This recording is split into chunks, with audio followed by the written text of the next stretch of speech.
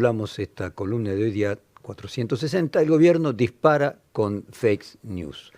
Esto tiene que ver con lo que empezó a suceder el día miércoles, donde nos encontramos que la jubilada que terminó siendo golpeada, ella había agredido a la policía y nos fuimos encontrando continuamente con fake news que continuaron luego de la represión del pasado miércoles y se empezó a montar un relato oficial, ayudado por los medios de comunicación afines, con el objetivo de instalar que las fuerzas de seguridad actuaron de manera ejemplar y que, por ejemplo, la jubilada era una agresora de un pobre policía, o que el fotógrafo que lucha por su vida en realidad no fue disparado propositalmente, sino que la bala rebotó contra un lado. Los mismos argumentos que escuchamos en cada uno de los casos similares que hubo en el pasado. Y coronó esta idea de los fake news con que hubo un intento de golpe de Estado por parte de un entramado mafioso en el que participaron barra bravas, algunos intendentes del kirchnerismo y la izquierda. Y por más bizarro que se escuche, esta es la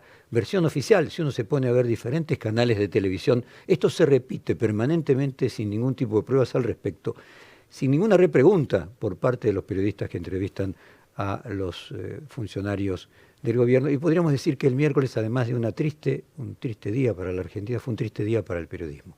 Por eso, para intentar desarmar todas estas mentiras, vamos a hacer una especie de chequeado de que se dijo, que es discutible, que es absolutamente mentira, de las operaciones que se fueron originando en los edificios gubernamentales y te transmitieron en los medios de comunicación. Así que con un poquito de humor abrimos esta columna de hoy con puro teatro de Lupe. El escritor Ralph Keynes, en el año 2004, introdujo el concepto de posverdad en su libro The Post-Truth Era, Dishonesty and Deception in Contemporary Life. Y según Keynes, vivimos una era donde la distinción entre la verdad y la mentira se han difuminado. La gente está más dispuesta a aceptar informaciones que se ajusten a sus creencias sin importar su veracidad, y Keynes argumentaba que la posverdad no significa que la verdad haya desaparecido, sino que la sociedad ha normalizado la desinformación y las exageraciones en política, medios y la vida cotidiana. Él dice textualmente: en la era de la posverdad, las fronteras entre la verdad y la mentira, la honestidad y la deshonestidad, la ficción y la no ficción se han vuelto borrosas. Esto se vio con absoluta claridad durante el día de ayer, en el que los funcionarios del gobierno intentaron disputar el sentido de cada hecho de lo que sucedió el día miércoles, y los medios de comunicación oficialistas colaboraron sin ningún tipo de prejuicio. En algún punto lograron avanzar con su versión. Hoy estamos discutiendo si hubo o no un intento de golpe de Estado, y no sobre cuánto ganan los jubilados y qué se puede hacer para tratar de ayudarlo. Vamos a escuchar algunas de las apariciones políticas, de los políticos del gobierno, de los funcionarios del gobierno y del rol de los medios condescendientes, y vamos a tratar de comparar lo dicho con lo real. Patricia Burri primero dijo que Pablo Grillo, sea el fotógrafo que recibió una bala en su cabeza, era un militante kirchnerista y que estaba preso. La realidad es que no estaba preso, estaba y seguía actualmente, y también en ese momento estaba en la sala de operaciones luchando por su vida. Y en relación a ser militante kirchnerista, es un sistema democrático, eso no sería un delito. Lo que me parece interesante también, y lo marcamos siempre en este es que todos son kirchneristas, ¿no? Es decir, todo aquello que se opone al gobierno es kirchnerista, y kirchnerismo se ha convertido en una especie de adjetivo denigratorio. Nadie tiene por qué ser detenido, lastimado por ser kirchnerista, y queda claro que en lo que atañe a mí personalmente no tengo ninguna simpatía por el kirchnerismo. Luego, cuando se supo el estado del fotógrafo, Bullrich trató de defender el accionar de la policía al día siguiente, diciendo que en realidad la bala, y aquí la vamos a escuchar a la propia ministra de Seguridad con su exposición. Escuchémosla. Bien, pero en la manera en que lanzó esa cápsula. El policía lo que hace, digamos, el miembro de una fuerza de seguridad, lo que hizo fue tirar el disparo como dicen los manuales. Ese disparo, digamos, de una granada de gas lacrimógeno, lo que hizo fue rebotar, no sabemos exactamente si en el piso o si en una estructura metálica muy dura, toda quemada, que ellos mismos habían puesto ahí como una especie de barricada. Y con tal mala suerte, cuando rebota, como el fotógrafo estaba sacando una fotografía tirado en el piso, en el rebote, porque no fue, cae y rebota, y en el rebote no sabemos si es la granada, si es un desprendimiento de ese fierro que le pegó en la cara, estaba justo ahí atrás. Entonces, el policía tira la granada correctamente. Y no se le mueve un pelo, ni una mueca de la cara para decir que tiró siguiendo los manuales, sabiendo exactamente que los manuales indican que este tipo de proyectiles se tiran para arriba para que caigan con la fuerza de la gravedad. Nos estamos refiriendo a los cartuchos de gas lacrimógeno. En la entrevista, básicamente, Bullrich dice que Grillo, quien está en estado grave en este momento, lo está por culpa de los manifestantes. Pasó a decir que estaba preso, que era kirchnerista, a que en realidad quien está peleando por su vida por ese cartucho es porque rebotó de un modo contra una barricada que habían puesto los mismos manifestantes. Vamos a escuchar ahora el informe que se hizo con ayuda de peritos sobre qué fue exactamente lo que sucedió para que nuestra audiencia pueda comparar una versión y la otra. Vamos al informe del disparo a Grillo. Desde el mapa de la policía hicimos una primera reconstrucción de las circunstancias en las que el fotoreportero Pablo Grillo fue gravemente herido. Para esto contamos con la ayuda de un perito científico. Por la relación entre la imagen y el sonido del disparo pudo calcular la trayectoria del proyectil. El disparo es el humo que aparece atrás del tacho de basura a la derecha de los dos hidrantes. El efectivo que dispara es el que está al lado del camión hidrante. La hora del impacto fue exactamente a las 17:18. Tanto los efectivos de Gendarmería Nacional como los agentes de la Policía Federal disparaban a quemarropas, con armas lanzagases que apuntaban a la altura del cuerpo. Todas las recomendaciones y reglamentos relativos a este tipo de armamento establecen que los disparos deben hacerse con un ángulo de 45 grados hacia arriba. La sistematicidad con que se observa que diferentes efectivos disparan de modo irregular indica que la responsabilidad es de los jefes policiales y especialmente de la ministra Bullrich. En nuestra reconstrucción se puede ver con claridad el lugar específico de donde salió el disparo y el ángulo de tiro horizontal. Lanzaron el gas lacrimógeno como si fuera una bala. Grillo no fue herido por una mala fortuna. Le tiraron a matar. Seguiremos trabajando para identificar al autor material de este crimen. La inteligencia colectiva, cuando se organiza y colabora, es capaz de develar la verdad que el poder pretende ocultar o tergiversar. Esto es apenas una muestra de la fuerza que poseemos. Si tenés imágenes, fotos o videos sobre este hecho, envíalo a registrocolectivo2024@gmail.com.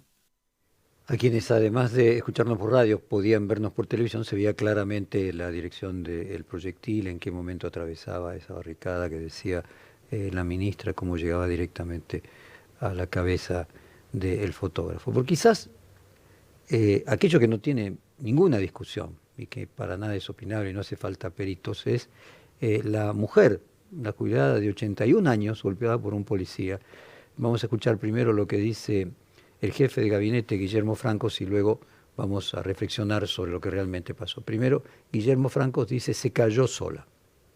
Vi hoy un video que se muestra claramente, no sé, yo la verdad que no puedo certificarlo, no, porque lo subió creo que alguien en las redes, donde se muestra en cámara lenta que la persona esta que después se cayó sola, además, exhibía una, no sé si un bastón, un palo qué, con el cual le pegaba a un policía, y en el movimiento parecía que se caía. No sé si eso fue editado o no, no lo puedo decir. Pero, a ver, yo digo, no, de ninguna manera creo que la policía le haya pegado a una anciana o una jubilada o lo que sea. No, eso no pasó. Me da lástima, Guillermo Franco, que es una buena persona, que tenga que hacer estas cosas que hacen. Realmente es extraordinario. Vamos a pasar el video que circula por todos lados, que todo el mundo lo vio, donde la policía golpea a la jubilada, y aquellos que nos están escuchando por radio voy a ir relatando progresivamente. Comencemos con el video.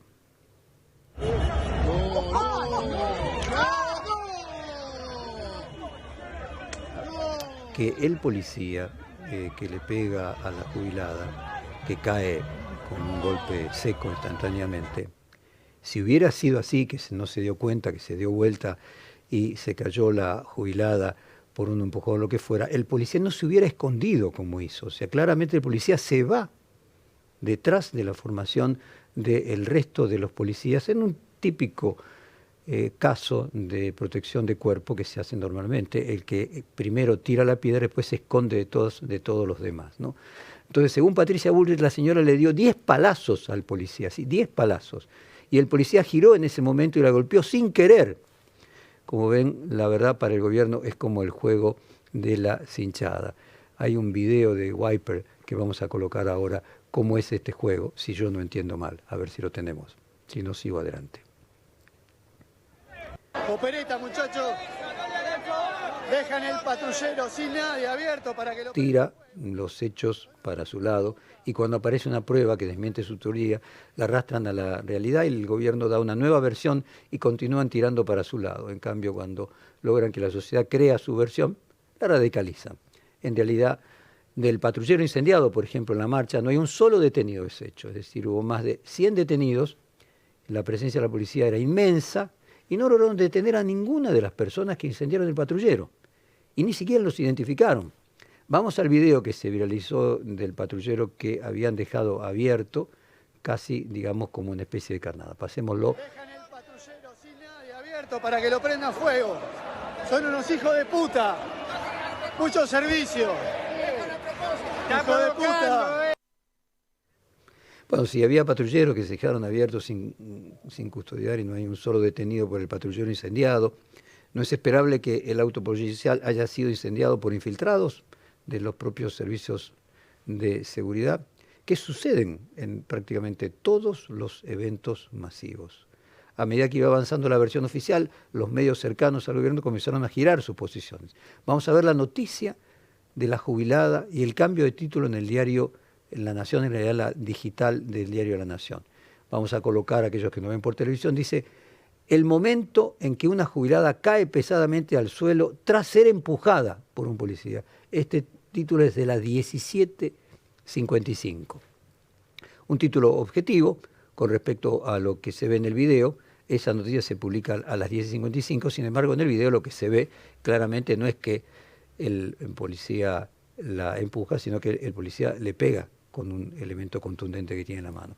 Ahora vamos a la nota 2 también de La Nación. Esto es de las 22:31, o sea, habían pasado de las casi 6 de la tarde a las 10 de la noche una cantidad de horas. Allí el título cambió y dice: una jubilada le dio un bastonazo a un policía. Este reaccionó y provocó su caída. Resultó herida por un fuerte golpe en la cabeza. Este cambio, como decíamos, fue a las 22:31.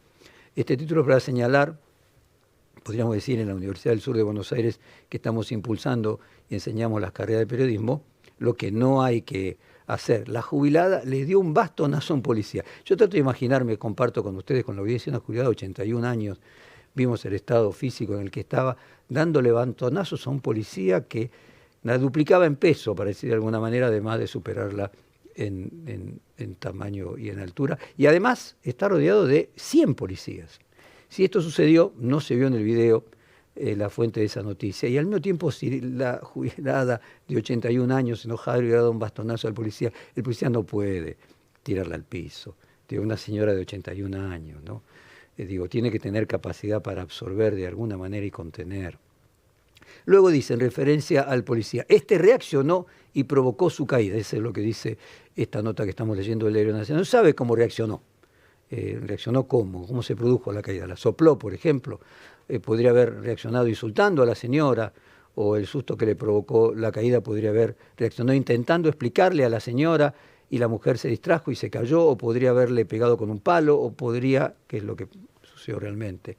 O luego podría haberle ayudado en lugar de ir a esconderse. El hecho de que se haya ido a esconder detrás de la fila de los policías indica claramente que ese policía sabía que había hecho algo que no estaba bien. Y no hay un solo sumario hecho por la ministra de Seguridad a ese policía. O sea, acá no hay discusión si la bala rebotó, si el militante, el fotógrafo era militante, kirchnerista. No, acá estamos en una señora jubilada de 81 años, que no tiene ninguna militancia ni con el kirchnerismo, ni con la izquierda. Es una jubilada de 81 años. O sea, me parece que habría que poner foco en este caso, independientemente de la gravedad física que tiene la del fotógrafo, porque lucha por su vida, y la jubilada, gracias a Dios, se está recuperando después de una cantidad muy significativa de puntos en su cabeza. Es realmente lamentable.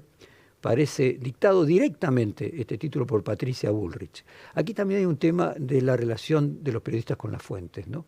O sea que es un tema que en nuestra profesión es discutido desde hace un siglo, cuánta cercanía y cuánta distancia hay que tener a las fuentes. Obviamente las fuentes son fundamentales, sin fuentes no hay forma de hacer periodismo, pero al mismo tiempo si los fuentes se extorsionan con que dan información primicia, para decirlo de alguna manera, solo si se los trata bien, más tarde o más temprano esa ventaja de cercanía con la fuente termina siendo un boomerang. En realidad, luego la ministra dijo que la jubilada no le dio un bastonazo, sino 10 bastonazos.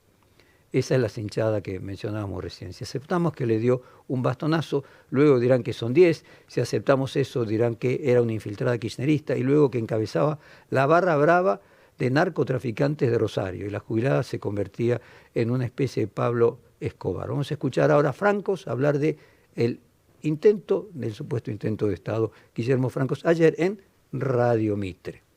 Yo creo que hay grupos de la política que intentan, sin duda, desestabilizar al gobierno, ¿no? Un gobierno que viene dándose señales muy claras de mejoramiento de la economía desastrosa que dejaron años de gobierno kirchnerista. Un gobierno que está tratando de enderezar los números de la Argentina y finalmente generar estabilidad económica, crecimiento, etcétera, no encuentran resquicio. Entonces, ¿qué se les ocurre? La original idea de poner barra bravas a tratar de defender derechos de los jubilados. Y eso generó los disturbios que todos vimos ayer, la utilización de la violencia como instrumento, y posteriormente, a partir de lo que se generó con esa violencia y la respuesta de la fuerza de seguridad, generar esta marcha también totalmente organizada, al grito de que se vayan todos, que es un grito que se utilizó tantas veces, que en definitiva lo que se pretende es una especie de golpe de Estado, ¿no? Pero ¿cuáles serían las pruebas para decir de que hubo un intento de golpe de Estado? De hecho, dice una especie de golpe de Estado. Hasta ahora lo único parecido a un intento de golpe de Estado últimamente es lo que sucedió en Brasil luego de las últimas elecciones, y en ese presunto intento de golpe de Estado, cuando se tomó el Parlamento brasileño, la Plaza de los Tres Poderes en Brasilia, ese intento de Estado tiene como investigado al expresidente Bolsonaro, aliado del gobierno, y al argentino Fernando Cerimedo, codirector del medio libertario La Derecha Diario, y uno de los armadores del Troll Center que funcionaba y funciona en la Casa Rosada. En ese presunto intento de golpe de Estado hay pruebas, investigación judicial, imputados. En este intento de golpe de Estado, entre comillas, no hay absolutamente nada de eso. Y en relación a la presencia de barra bravas, se identificaron 5 sobre 100 detenidos. Detenidos que fueron liberados por orden de la jueza, es decir, un 5% de los detenidos, que ni siquiera del total de los asistentes son una cantidad ínfima. Para decir que fue una marcha de barra bravas es a todas luces como mínimo exagerado. Y barra bravas fue el título de tapa de los principales diarios los 2 días. Se rescataba siempre la palabra barra bravas. Respecto, y además, si los barra bravas pudieran hacer golpe de Estado, qué frágil sería nuestra democracia, ¿no? Sería simplemente que los barra bravas se pusieran de acuerdo del poder que tendrían los barra bravas para poder hacer un golpe de Estado cada vez que se pusieran de acuerdo, y la capacidad de extorsión que tendrían, en lugar de pedir trapitos en las canchas, pedirían ministerios. Esto lo planteó un hombre experto en la política como Miguel Ángel Pichetto, sobre esta disparatada versión oficial del intento de golpe de Estado. Es interesante esta opinión porque el diputado Pichetto ha acompañado algunos de los proyectos de ley del gobierno y nadie podría decir casualmente que se trate de alguien de izquierda o kirchnerista o de ninguna pertenencia a un grupo organizador del supuesto golpe de Estado. Vamos a escuchar un fragmento de Miguel Ángel Pichetto. Ayer dice: no me parece darle a esto una magnitud de que hubo un intento de golpe de Estado, me parece una exageración. El gobierno dijo, ayer lo dijo Francos acá, que había un intento de desestabilizar y hoy dijo un intento de golpe de Estado. ¿Coincide? No, yo tampoco comparto eso. Las instituciones están funcionando. Hemos actuado con la máxima responsabilidad el día de ayer. Fíjate que hemos avalado el emplazamiento de la Comisión de Constitucionales y de finanzas para poner en marcha los mecanismos propios de una investigación de carácter parlamentaria. Primero, que el gobierno nos conteste los oficios con informes que le hemos pedido. ¿Qué pasó con la cripto? ¿Qué ocurrió con la CNB? ¿Qué pasa con las billeteras virtuales? Si hay argentinos metidos. ¿Qué pasa con estos operadores que aparecieron en la gestión de intermediación? Bueno, todos estos temas que no tienen nada que ver con la línea judicial. El camino judicial seguirá su marcha. Acá lo que estamos analizando es la naturaleza política de la toma de decisiones y las responsabilidades políticas. El Congreso tiene que ocuparse de eso. La justicia tendrá su tiempo. Claro, pero ellos hablan de lo que pasó en la calle, de que el peronismo fue a calentar la calle para sacar al gobierno. No, tampoco me parece darle a esto una magnitud de que hubo un intento de golpe de Estado. Me parece una exageración. Bueno, además Patricia Bullrich dijo que los intendentes de La Matanza y Loma de Zamora impulsaron el intento de golpe de Estado. Traten de imaginar ustedes nuevamente si los intendentes de dos partidos del conurbano bonaerense tuvieran la posibilidad de generar golpe de Estado, lo mismo que los de los Barra Bravas, qué frágil sería todo y qué capacidad de presión tendrían esos intendentes para conseguir de los gobiernos no sé qué cantidad de recursos. La realidad es que además de no haber pruebas respecto si dos intendentes tuvieran la posibilidad de hacer ese golpe de Estado, tampoco hubo ninguna reacción por parte del periodismo que entrevistaba a estos funcionarios de contrapreguntarle y decirle esto, bueno, ¿qué pruebas tiene? El periodismo, al igual que la ciencia, debe tener que conocer la realidad, mientras que la política busca transformarla. Los hechos para el periodismo deben ser sagrados y para el político un territorio de disputa, un botín. Hay un ejemplo que vamos a recordar a la audiencia, que de alguna manera es una pintura de esto que sucedió con el periodismo el miércoles mientras sucedían los hechos y el jueves cuando se los explicó. Es un caso del periodista Ernesto Tenenbaum, bien conocido por nuestra audiencia, que contó en una entrevista que hizo con Iván Zagroski una anécdota que tuvo con Néstor Kirchner cuando era presidente, que quienes tenemos una relación con Ernesto Tenenbaum la conocemos de hace mucho tiempo. Él había criticado a Néstor Kirchner y recibió varios llamados enojados de funcionarios del kirchnerismo y se cruzó una vez con Néstor Kirchner, quien le dijo textualmente: vos sos honesto, sé que no cobrás por lo que decís, como si todos los periodistas cobraran por lo que dicen, vos decís lo que pensás, pero el país que soñamos, el único que puede construirlo soy yo, o sea, el país que soñaba el propio Tenenbaum junto con él. Y a vos te interesa la independencia periodística y la búsqueda de la verdad. ¿Qué significan esos valores? O sea, pregunta Néstor Kirchner, la búsqueda de la verdad. ¿Qué significan esos valores al lado de construir el país que soñamos? ¿Qué escala de valores pone por encima la búsqueda periodística de la verdad, por encima de vivir mejor? Ese es un claro ejemplo de que en una guerra la primera víctima es la verdad. Ahora, la democracia no es una guerra. Se la transforma en guerra con esta manera de pensar. La anécdota, excelente, porque nos pone ante el pensamiento de un político, y un político además exitoso. Imaginemos cuál puede ser la mente de políticos de menor jerarquía todavía que el propio Néstor Kirchner, o por ejemplo cuál puede ser la mentalidad de los de mayor jerarquía, como el caso de Putin, que habla de verdades alternativas, o el de Trump, o el de la ministra Patricia Bullrich. Todos los políticos deben creer que están construyendo el país que en el fondo soñamos todos, próspero, exitoso, lleno de oportunidades, y que por tanto la verdad es absolutamente secundaria. Si la realidad no se ajusta con la idea problema de la realidad, jugaba muchas veces irónicamente con esto Kant. Para ellos, frente a eso, la verdad de los hechos es algo totalmente secundario. Pero la realidad es lo que sucede, lo que la enorme mayoría de los políticos no logra comprender, es que tenemos que convivir democráticamente y permitir que exista oposición, que eso no implica ningún golpe de Estado, que tienen derecho los jubilados, y si hubiera barra bravas, en la medida de que no produzcan ningún destrozo. Yo vuelvo con el tema de la jubilada, porque hasta ese momento no habían llegado barra bravas, entre comillas, ni revoltosos, ni kirchneristas de Loma de Zamora o de La Matanza. Estaba la jubilada sola. Evidentemente, lo que había por parte de la Fuerza de Seguridad y por indicación de la ministra Bullrich era el deseo de producir un escándalo con gases lacrimógenos, a partir del cual la manifestación a favor de los jubilados se desnaturaliza y se convierte en lo que se convirtió. Y terminan siendo imágenes dantescas, porque claro, frente a los gases lacrimógenos, la mayoría de las personas se tapan la cara. Y como todos sabemos, imágenes de personas tapadas la cara ya generan una sensación de algo oscuro. Y luego empiezan las piedras, las roturas, los incendios, los vándalos, la discusión de cuántos de ellos son infiltrados y los vándalos en sí mismos. En el periodismo buscamos la verdad, también exponiendo las equivocaciones y excesos del poder, tanto del poder público como el de nuestros propios colegas. Porque como decíamos ayer, no hay institución que perdure si no logra autorregularse.